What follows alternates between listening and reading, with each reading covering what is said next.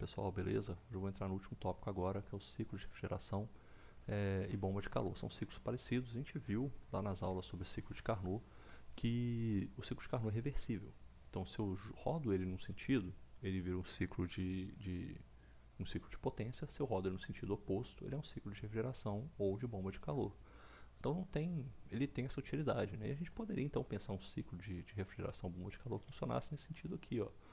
Se tivesse, por exemplo, se tivesse um ciclo igual ao ciclo de potência, o ciclo de potência só roda no sentido contrário, né? Você vai pegar um calor aqui de uma fonte quente, você vai passar ele, é, ele entra no condensador, ele passa para dentro de uma turbina, aí você vai para um evaporador. Na verdade não, né? Até perdão, pensei ao contrário aqui agora. O ciclo de potência, ele faria o seguinte, né? Você teria esse evaporador, ele estaria aqui em cima, ó. Olha só, o evaporador ele estaria aqui em cima e o meu condensador estaria aqui embaixo. E o meu ciclo ia rodar assim, ó, nesse sentido. Tá vendo? E aqui na verdade seria o compressor e aqui seria a turbina. Por quê? Porque eu passaria num evaporador que ele recebe calor e o calor entraria aqui da fonte quente. Ele evapora o fluido, aí vai para uma turbina. Depois que passa uma turbina, ele vai gerar uma quantidade de trabalho, expande o fluido e cai depois num condensador, e aí depois vai para uma bomba, e aí volta para receber calor na fonte quente novamente. Então, se a gente inverter isso, inverter significa realmente inverter até as utilidades das coisas. Né? Estou invertendo turbina com compressor, estou invertendo evaporador com condensador. É justamente o contrário que vai acontecer. Agora eu vou ter um compressor, eu vou jogar o que está sendo meu compressor, não vai mais para o evaporador, agora vai para um condensador. E desse condensador ele vai jogar calor, o cara vai estar uma temperatura que vai fazer ele jogar calor para uma fonte quente. Aí depois que ele termina o condensador, vai sair agora como um líquido, ele sai ele iria teoricamente para uma turbina, a gente conseguiria expandir, tirar trabalho desse líquido aí, e depois ele sai, depois de expandir dentro da turbina, ele vai para dentro de um evaporador, novamente ele retira calor, né? Ele vai sair de líquido saturado para virar vapor saturado, até conseguir tirar, se transformar, e aí vai tirando esse calor da região fria, vai entrando aqui dentro do fluido, depois ele vai para o compressor de novo, ou seja, só invertir, a inversão dos processos faz com que o ciclo que era de potência seja agora um ciclo de refrigeração. Isso daí, gente, não tem muita novidade, a gente sabe disso para o ciclo de Carnot, mas na realidade tem aqueles problemas, são os mesmos problemas que a gente vê para o ciclo Rankine. Você pode até conseguir um processo de troca de calor isotérmica entre 2 e 3, entre 4 e 1, mas você não vai conseguir processos de expansão isentrópicas e nem processos de compressão isentrópicas em região bifásica. Então esse ciclo aí não daria certo de jeito nenhum. Fora que tem um detalhe, né? A gente fala do ciclo de Carnot, a gente sempre está falando assim desse ciclo de refrigeração. A gente sempre olha para isso aqui, ó. A gente está de alguma forma, a gente consegue tirar calor de uma fonte fria. Isso aqui não está meio, mesmo que você pense nisso acontecendo isoladamente, não é estranho que uma fonte fria que está numa temperatura mais baixa que todo o resto, de repente vai simplesmente tirar calor dela. É estranho, né? A gente pensa, mas deve estar ferindo então a segunda lei da termodinâmica, alguma coisa está errada. Na verdade, porque não é bem assim que a coisa acontece. Quando você olha para um ciclo mesmo, um ciclo real, você tem lá o seguinte, você tem aqui você vai estar operando de uma região, você pensa aí agora, você está no seu quarto, se tiver um ar-condicionado, algum lugar que tem um ar-condicionado, o ar-condicionado ele está resfriando uma sala, que está ali com uma temperatura, a gente chama essa temperatura aí de temperatura, estaria uma temperatura TC, você está querendo manter a sala, sei lá, 22 graus Celsius.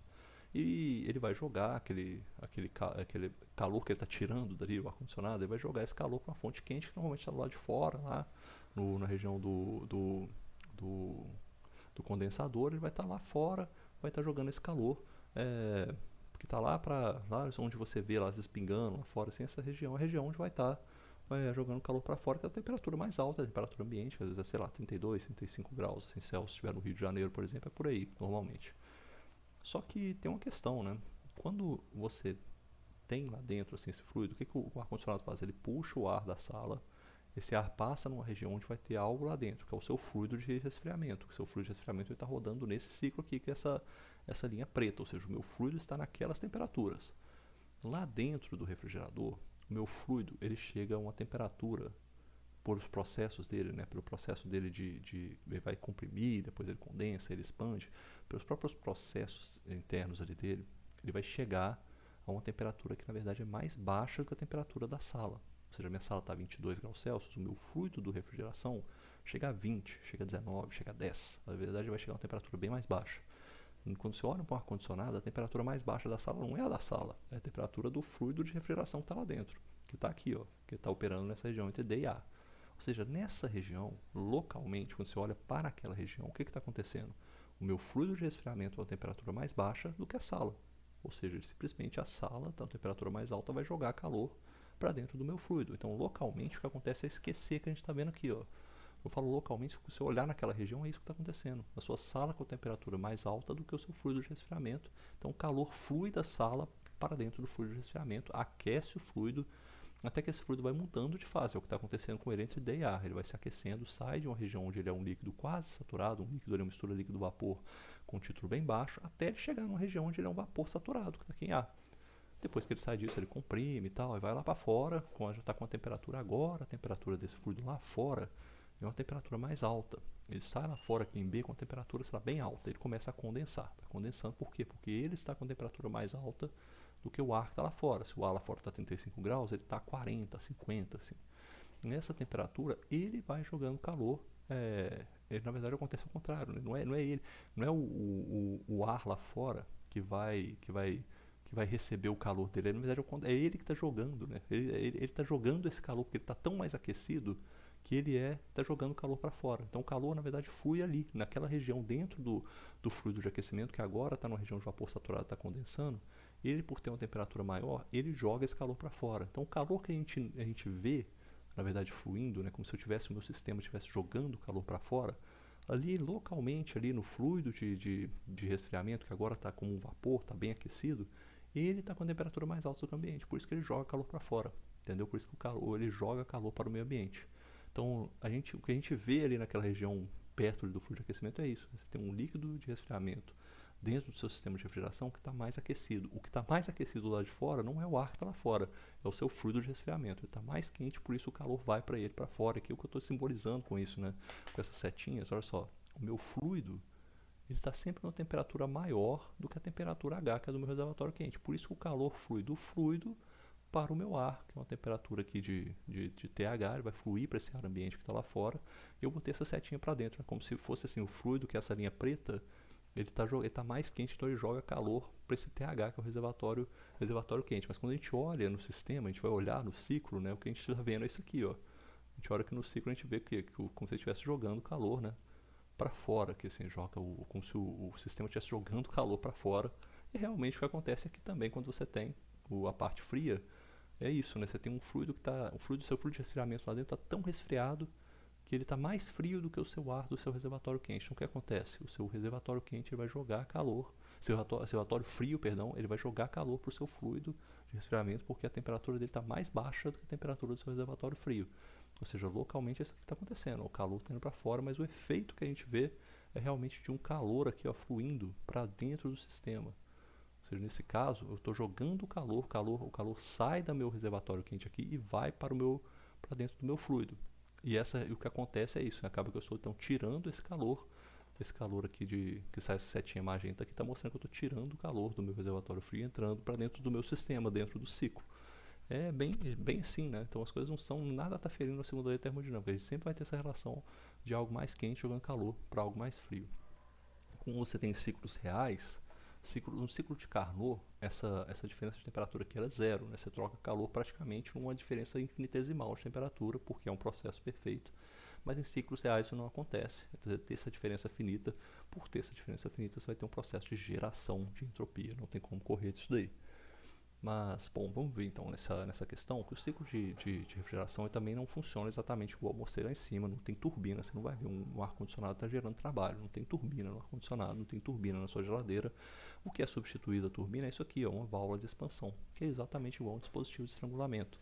Ou seja, esse processo aqui, ó, um processo isentálpico, a gente vai fazer um processo em que HC é igual a HD, e nesse processo aqui a pressão em C ela vai ser muito maior do que a pressão em D. Na hora que você passa por essa válvula de estrangulamento, você libera a pressão.